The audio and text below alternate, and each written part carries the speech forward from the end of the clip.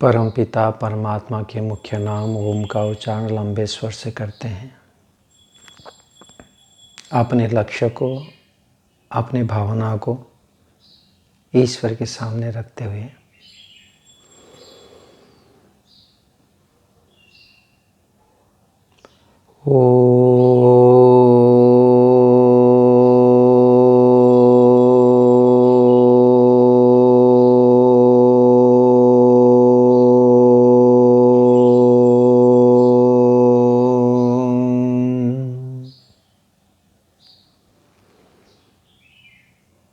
समादरणीय महान भाव, पुजारी योग्य मातृशक्ति, सबको मेरे सादर वैदिक अभिवादन। नमस्ते जी।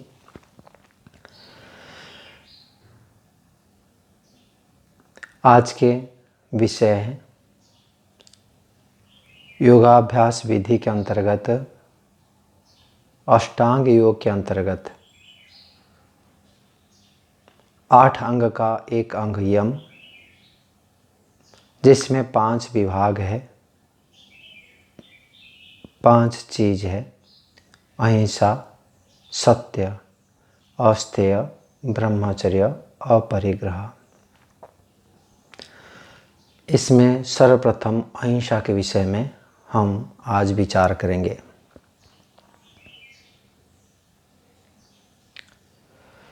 अहिंसा का परिभाषा महर्षि पतंजलि योग दर्शन के ग्रंथ में वर्णन किए हैं, उसको व्याख्यान किए हुए हैं महर्षि व्यास जी।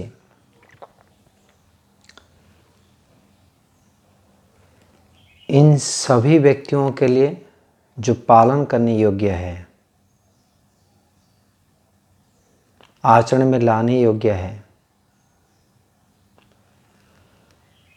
जिसमें हमको सभी प्रकार के सुख शांति प्राप्त होता है, वो है अष्टांग योग।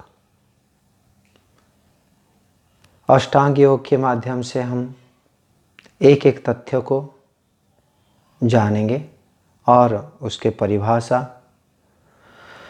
उसका विभाजन, परिभाषा के साथ भी विभागकरण करते हुए उसका परिभाषा को निर्णय करेंगे, उसको समझेंगे और उसको आचरण करने की विधि कैसे हैं, आचरण करने से लाभ क्या है, आचरण न करने से हानि क्या है, इन बातों को समझने की प्रयास करेंगे। अहिंसा किसको कहते हैं? अहिंसा, हिंसा के विपरीत, हिंसा न करना, इसको कहते हैं अहिंसा।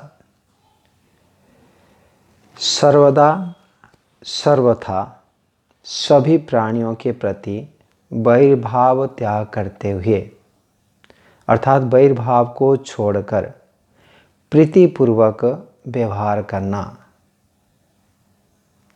अहिंसा कहा जाता है। सर्वदा और सर्वथा, सभी काल में, सभी स्थान में, सभी प्राणियों के प्रति, किसी के प्रति, प्राणी के प्रति हिंसा करेंगे, किसी के प्रति नहीं करेंगे, ऐसा नहीं। मनुष्य को, ब्राह्मणों को हिंसा नहीं करेंगे, ब्राह्मण के प्रति दुर्व्यवहार नहीं करेंगे, अन्य के प्रति करेंगे, ऐसा नहीं है। सर्वथा सभी स्थान में, मंदिर में मैं हिंसा नहीं करूँगा, पूजा घर में मैं हिंसा नहीं करूँगा, अन्य जगह में करूँगा, ऐसा भी नहीं। और सर्वदा सभी काल में, मंगलवार गुरुवार ऐसा भी नहीं, प्रातः सायं ऐसा भी नहीं।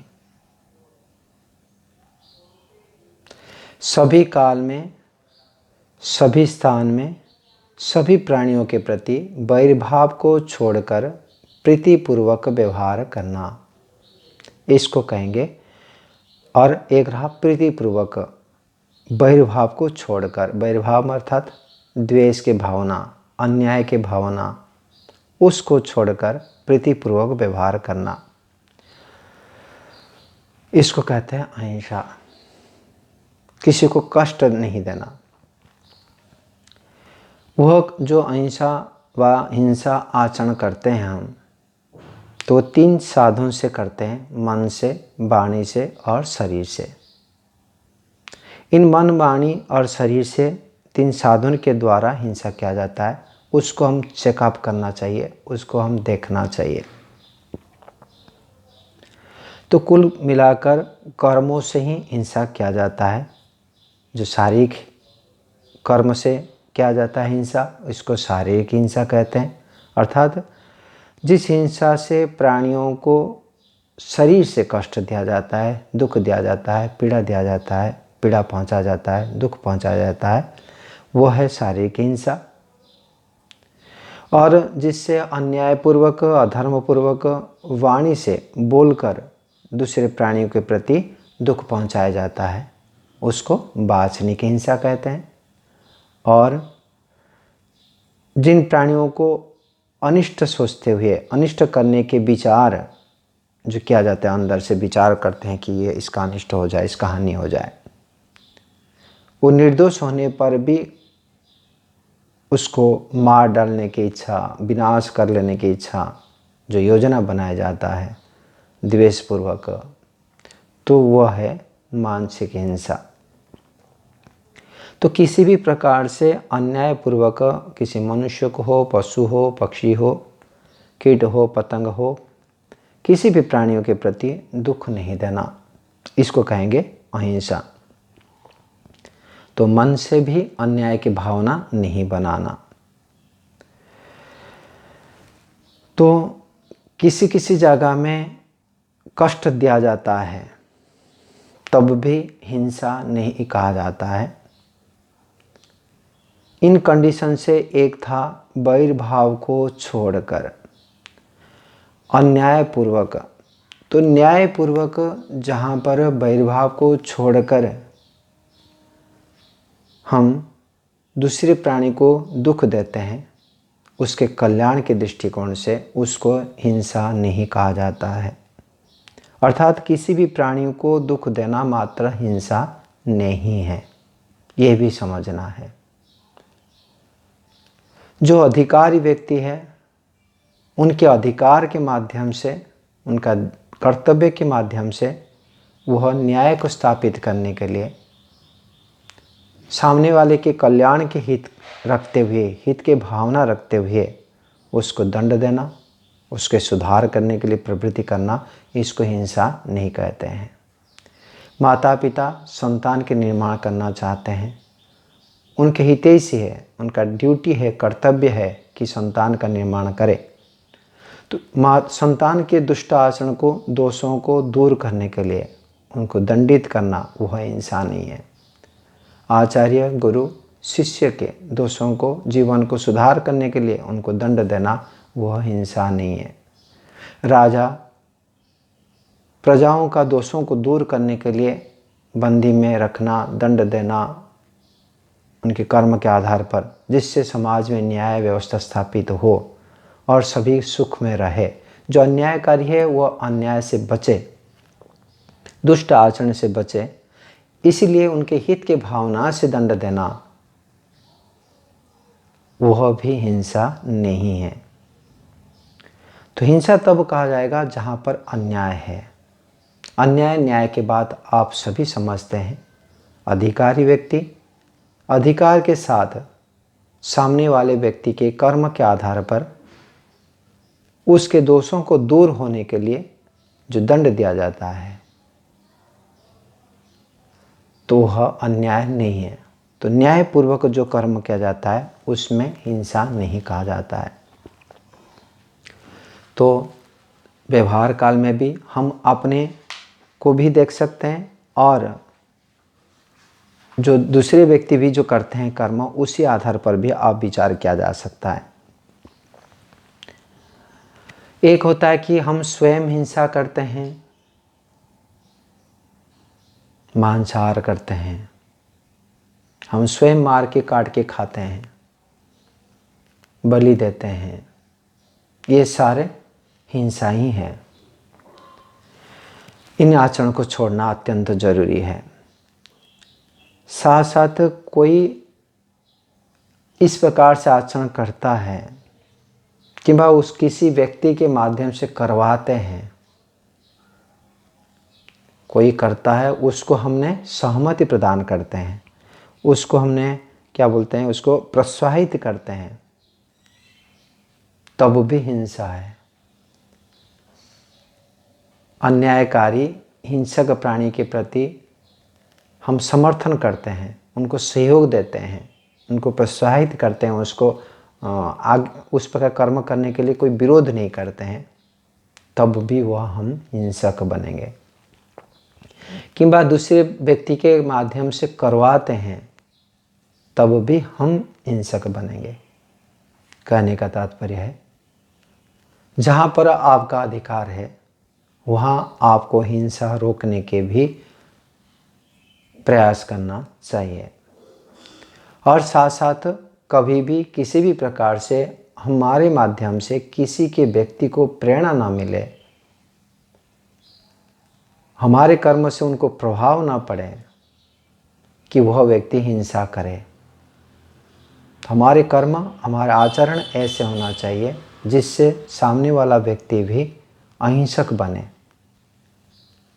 और वाणी से कभी भी किसी को प्रेरणा न दिया जाए कि आप हिंसक बनो, अन्याय करो। यदि ये करते हैं तब भी हम हिंसक बनेंगे।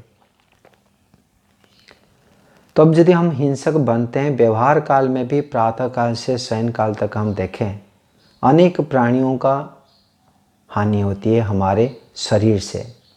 वाणी से हमने अनेक प्राणियों को, व्यक्तियों को कष्ट, कठोर भाषा बोलते हैं जिसको उनको कष्ट होता है, बाधित होते हैं। और मन में किसी प्राणी के प्रति द्वेष है, उनके गुणों को ना देखते हुए, दोषों को देखते हुए द्वेषित होते हैं, वो उसका विनाश चाहते हैं। दोषी व्यक्ति अधार्मिक व्यक्ति से दूर रह सकते हैं उनके कल्याण के भावना को रखते हुए, परंतु वह विनाश हो जाए, नष्ट हो जाए, वह नहीं, वो सुधर जाए, उसका ज्ञान वृद्धि हो, वह कर सकते हैं। अथवा राजा के पास में देते हुए, आचार्य गुरु जी को परामर्श कराते हुए उस व्यक्ति के सुधार की कामना किया जा सकता है। किसी भी प्रति के प्रति, चोर भी हो, हत्याकारी भी हो, तो उसको उचित दंड मिलना चाहिए, क्योंकि आत्मा तो अमर है। परंतु उसका अनिष्ट हो जाए, विनाश हो जाए, वो कभी सुधरे ही ना, इस प्रकार से द्वेष की भावना ना हो, कल्याण की भावना हो, बहुत क्लिष्ट है, परंतु करना ही होगा। जितने भी मैं योगाभ्यास विधि के संबंधित आपको बताऊंगा, जो ऋषि मुनियों के संदेश है, वेद के संदेश है, जो गुरुजन की कृपा से हमें प्राप्त हुआ है, उसको आपको प्रसारित करने के लिए, आपको बताने के लिए प्रयास करेंगे। तो अहिंसा आचरण करना चाहिए। हिंसा आचरण क्यों करते हैं, हिंसा का कारण क्या है? महर्षि व्यास जी ने बताते हैं, लोभ क्रोध मोह पूर्वका, कि लोभ से कारण से, मोह के कारण से, लोभ और क्रोध के कारण से और मोह के कारण से हिंसा हम करते हैं। कैसे? लोभ के कारण से, खाने के लोभ है, मछली को मारो। धन के लोभ से, पड़ोसी को, भाई को कष्ट देना, माता पिता को कष्ट देना, साथी दोस्त को, मालिक को कष्ट देना। तो धन के कारण से भी हम हिंसा करते हैं। धन के लोभ से, जन के लोभ से और सम्मान के लोभ से, इंद्रियों के लालुपता के लोभ से। तो इसी प्रकार से लोभ के कारण से हम हिंसा करते हैं। जो आप समझते हैं, स्थिरतापूर्वक इसको समझने के प्रयास करेंगे, बहुत सारी जगह में झूठे हम साक्षी देते हुए अन्याय को जय कराते हैं, न्याय को दबा देते हैं। किसी के प्रति सामान्य स्वार्थ के कारण से झूठे आरोप लगा देते हैं, झूठ बोल देते हैं, कई प्रकार से चोरी कर लेते हैं। तो इन प्रकार के शारीरिक, मानसिक और वाचनिक रूप में हम लोभ के कारण से हिंसा करते रहते हैं, वह भी दूर करना चाहिए। क्रोध के कारण से कभी कोई व्यक्ति जान व अज्ञान से हमारा हानि कर लिया था, हमको पीड़ित किया था, उसको अपने हृदय में क्षमा ना करते, उसको आवृत्ति करते करते करते करते उसके प्रति द्वेष उत्पन्न हो चुका है, क्रोधित है हम, उसको देखते ही मन को चंचलित करते हुए उसका विनाश चाहते हैं। इसी कारण से भी कर्म कर लिया जाता है। जितने भी आज हत्या आदि हो रही है तो वह सारे क्रोध के कारण से किया जाता है। तो क्रोध के प्रभावित व्यक्ति, उसके बुद्धि विचार एकाग्र नहीं है, बुद्धिमत्तापूर्वक कार्य नहीं कर पाता है, तो क्रोधी व्यक्ति को पूरे परिवार में, समाज में, उसके पास में कोई बैठना नहीं चाहता है, इसलिए कि वो दूसरे को कष्ट देता है। ये देखते ही हम परिवार में जो अपना व्यक्ति होते हैं वो भी उनसे दूर रहना चाहते हैं। तो इस क्रोध रूपी के कारण से जो हिंसा हो रही है वो भी हमको छोड़ना चाहिए। हमको प्रसन्न सदा रहते हुए दूसरे के हित के कामना ही करना चाहिए। तो क्रोधी व्यक्ति वाणी से हिंसा करता है, क्रोधी व्यक्ति दूसरे व्यक्ति को शरीर से भी हिंसा करता है, और क्रोधी व्यक्ति वो छोटे छोटे दोषों के कारण से दूसरे के प्रति क्षमा न देते उसका हानि के योजना बनाता रहता है और अपने जीवन को और दूसरे जीवन को भी हानि पहुंचाता है। उस हिंसा प्रवृत्ति से भी हम दूर रहना चाहिए। अपने आप को देखते हुए उसको दूर करने के हम प्रयास करना चाहिए। तीसरे प्रकार की हिंसा हमने मोह के कारण से करते हैं, अर्थात जहाँ अन्याय अधर्म होता है और जानता से मोह के अंध मोह के कारण से हम उसको नहीं देखते हैं और हिंसा करते रहते हैं, दूसरे के प्रति कष्ट देते रहते हैं। जैसे कि ये मेरा है, ये मैं हूँ, मेरा हूँ, ये जो स्वस्वामी संबंध के अनुचित संबंध बना हुआ है उसके कारण से हम मोह उत्पन्न होता है। मेरा बेटा है, मेरा घर है, मेरी संपत्ति है। तो जितने भी साधन हमारे पास उपलब्ध है वो सारे ईश्वर की हैं, ना आपका ना मेरा। हमको प्रयोग करने के लिए ही हमको प्रदान किया गया है, वह भी न्यायपूर्वक। तो हमारे जहाँ अधिकार है वहाँ पर न्यायपूर्वक ही उसको संग्रह ग्रहण करें, वह भी त्यागपूर्वक। तो उसी आधार पर हम और यथार्थ जो जाने, मैं मेरा स्वामी संसार में यदि हट जाए, इतने सरल नहीं है, परंतु हटाना सत्य तो वही है। यदि कोई चीज़ मेरा ही नहीं है, कोई नहीं।